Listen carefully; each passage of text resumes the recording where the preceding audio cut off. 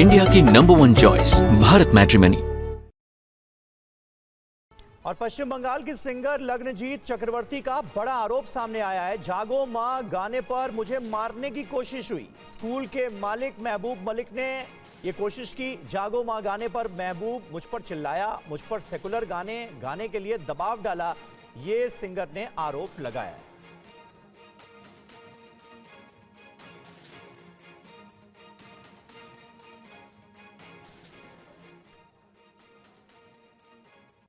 तो पूरा मामला क्या है ये भी आपको बता दें, क्योंकि पश्चिम बंगाल में जागो मां गाने से एतराज को लेकर ये खबर है, जहां पूर्वी मेदिनीपुर में स्कूल में एक कार्यक्रम चल रहा था और सिंगर लग्नजीत चक्रवर्ती ने जागो मां गाना गाया। मां दुर्गा को समर्पित फिल्म का ये गाना है और जागो मां से स्कूल मालिक महबूब नाराज हो गए।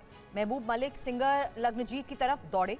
महबूब ने मारने की कोशिश की, लोगों ने रोक लिया। महबूब ने चिल्लाकर कहा, बहुत हो गया जागो मां। महबूब मलिक ने कहा, अब सेक्युलर गाने गाओ। सिंगर ने वाकये के बाद अब थाने में जाकर शिकायत दर्ज करवाई है।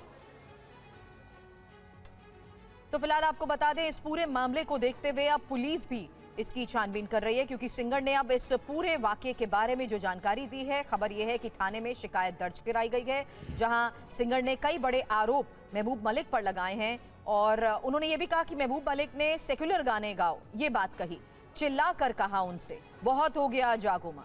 और फिलहाल उसी कार्यक्रम की वो तस्वीर भी हम आपको दिखा रहे हैं। हालांकि इस पूरे मामले पर क्या पुलिस भी कोई एक्शन ले रही है, क्या जांच शुरू हो चुकी है, इस मामले पर फिलहाल खुद महबूब मलिक का क्या कहना है, जानकारी के साथ हमारे सहयोगी रविशंकर दत्ता इस वक्त हमें ज्वाइन कर चुके हैं। बताएं रवि। देखिए, कल ये जो घटना घटी है पूर्वी मेदिनीपुर में, वहाँ पे लग्नजीत चक्रवर्ती जो कि बंगाल के एक मशहूर सिंगर हैं, वो उनका एक लाइव प्रोग्राम था एक स्कूल में, जहाँ पे महबूब मलिक जिस स्कूल का मालिक है, तो वो स्कूल में जब वो 7वां गाना हो गया था, पश्चिम बंगाल में एक नया मूवी आ रहा है देवी चौधरानी पे, जो कि उनके ऊपर आधारित है, आनंद मठ जो उपन्यास है उनके ऊपर आधारित है। तो वहाँ पे जय दुर्गा बोल के एक गाना है। जैसे वो गाना उनका खत्म हुआ तो फिर उनको कहा गया कि ये सब गाना यहाँ पे नहीं चलेगा, क्योंकि ये सेकुलर गाना नहीं है, और उनको फिर हैरास किया गया।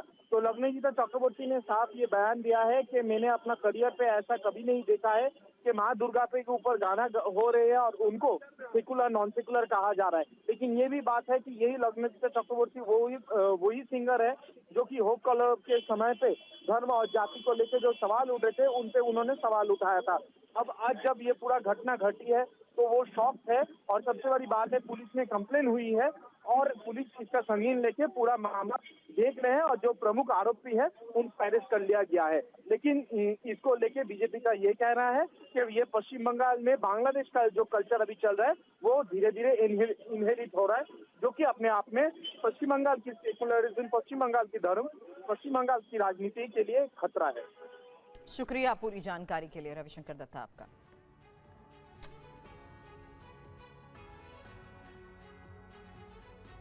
और यूपी बीजेपी की आज लखनऊ में बड़ी बैठक हुई, जिसमें सीएम योगी आदित्यनाथ और बीजेपी प्रदेश अध्यक्ष पंकज चौधरी समेत सभी बड़े नेता शामिल हुए।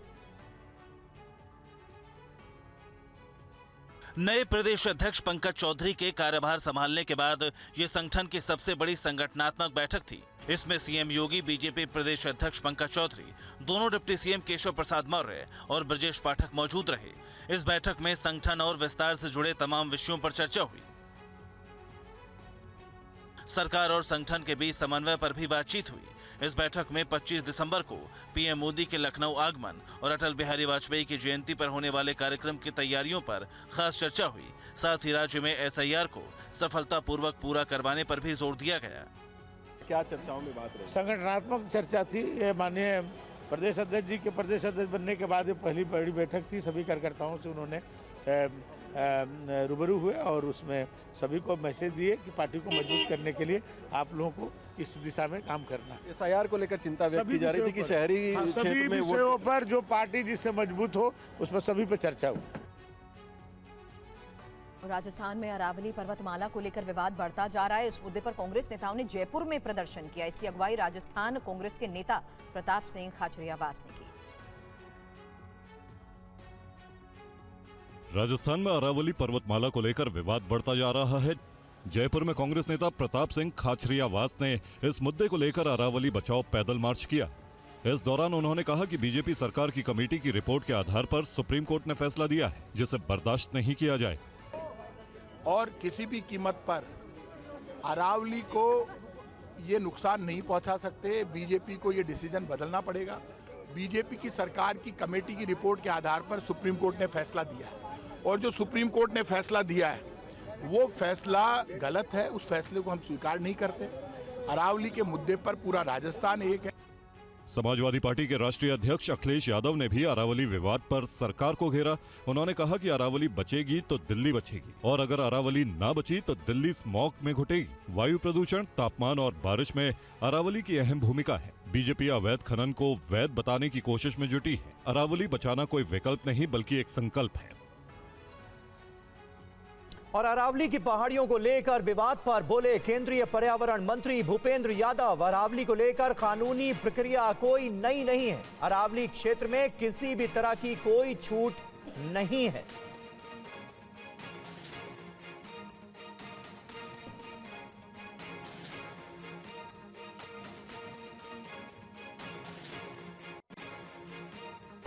टोटल अरावली 39 डिस्ट्रिक्ट्स में अरावली की पिटीशन 1985 से चल रही है। इस पिटीशन में चलने के बाद अरावली में माइनिंग के स्ट्रिक्ट नियम होने चाहिए, इसके हम भी पूरी तरीके से समर्थन करते हैं। सुप्रीम कोर्ट ने चारों राज्यों को कहा कि अरावली की सेम डेफिनेशन होनी चाहिए। सेम डेफिनेशन में 100 मीटर को, जो कि 1968 का जो जियोलॉजी का स्टडी है रिचर्ड मॉर्फी, उसके कारण है। कुछ यूट्यूब चैनल ने और कुछ लोगों ने एक कंफ्यूजन खड़ा कर दिया कि 100 मीटर का अर्थ होगा टॉप के 100 मीटर। ऐसा नहीं है। 100 मीटर का अर्थ है टॉप 100 मीटर से बॉटम के अंदर तक जो उसका पूरा फैलाव है। पहाड़ी तो ऐसे होती है तो उसका बॉटम तो बड़ा होता है, जहाँ तक उसका बॉटम जाएगा वहाँ से लेके 100 मीटर तक प्रोटेक्शन है।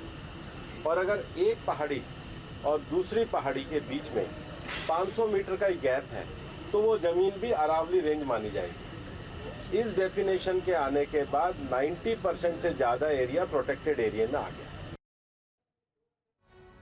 और अगली खबर ट्रेन यात्रियों से जुड़ी है, जहां रेलवे ने लंबी दूरी की यात्रा के लिए किराए में बढ़ोतरी की घोषणा की है। देखिए पूरी खबर। रेलवे ने अपनी सालाना आय में 600 करोड़ रुपए के इजाफे का इंतजाम कर लिया है। इसके लिए अब यात्रियों को जेब और ढीली करनी पड़ेगी। रेलवे के नए फैसले के मुताबिक 215 किलोमीटर से ज्यादा के सफर पर साधारण श्रेणी में 1 पैसा प्रति किलोमीटर की बढ़ोतरी होगी। वहीं मेल और एक्सप्रेस में नॉन एसी कैटेगरी में 2 पैसा प्रति किलोमीटर किराया बढ़ जाएगा। एसी क्लास में भी 2 पैसा प्रति किलोमीटर की बढ़ोतरी की गई है। वहीं 500 किलोमीटर की नॉन एसी यात्रा पर यात्रियों को कुल मिलाकर सिर्फ 10 रुपए ज्यादा देने होंगे। हालांकि रेलवे ने 215 किलोमीटर से कम के सफर पर किराए में कोई बढ़ोतरी नहीं की। वहीं रोजाना सफर करने वाले यात्रियों के लिए भी राहत की खबर है। सब अर्बन ट्रेन और मंथली सीजन टिकट की कीमतों में बदलाव नहीं किए गए। इससे मुंबई, दिल्ली, कोलकाता और चेन्नई जैसे शहरों में लोकल ट्रेनों से सफर करने वाले लाखों यात्रियों पर कोई बोझ नहीं पड़ेगा।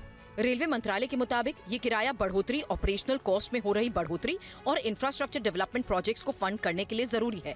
बढ़ा हुआ किराया इस महीने की 26 दिसंबर से लागू होगा।